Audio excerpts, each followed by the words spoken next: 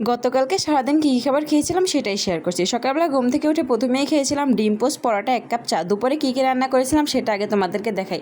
এই দেখো সাদা ভাত, দেন হচ্ছে ডিম দিয়ে কচুর ছোলা ঝোল, আর এদিকে হচ্ছে চিংড়ি মাছ দিয়ে আলু দিয়ে টমেটো দিয়ে বেগুনের ঝোল, আর এদিকে হচ্ছে লাল পোমা মাছ, ওটা হচ্ছে টমেটো দিয়ে। আর দেন দেখো গোসল করে এসে আমি খেতে বসে গেলাম। প্রথমে হচ্ছে পোমা মাছের একটা লেজার পিস নিয়ে নিয়েছি, আর হচ্ছে 1 পিস টমেটো নিয়ে নিয়েছি। আর আমি সবসময় লেজা অথবা মাথা নিই কেন জানো গাইজ, আমার হচ্ছে গিয়ে মাছের কাটা খেতে অনেক ভালো লাগে। এরপরে হচ্ছে গিয়ে মুরগির মাংস খেলে মুরগির মাংসের হাড্ডি খেতে অনেক ভালো লাগে। এরপর দেখো নিয়ে নিলাম কচুর ছোলা দিয়ে ডিমের ঝোল তরকারিটা।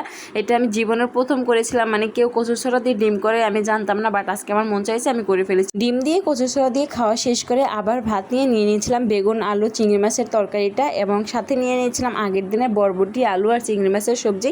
আগের দিনের তরকারি থাকলে কেউ খায় না, আমিই খেয়ে ফেলি। বিকেলের দিকে কী খেয়েছিলাম নাস্তা টাস্তা ওগুলোর আর ভিডিও ক্লিপ নেওয়া হয়নি, কয়েকদিন ধরে আমি খুব ব্যস্ত, তাই ভিডিও ক্লিপ নিতে পারতেছি না। শুধু একটা বান খেয়েছিলাম, ওইটার ভিডিও নিয়েছি।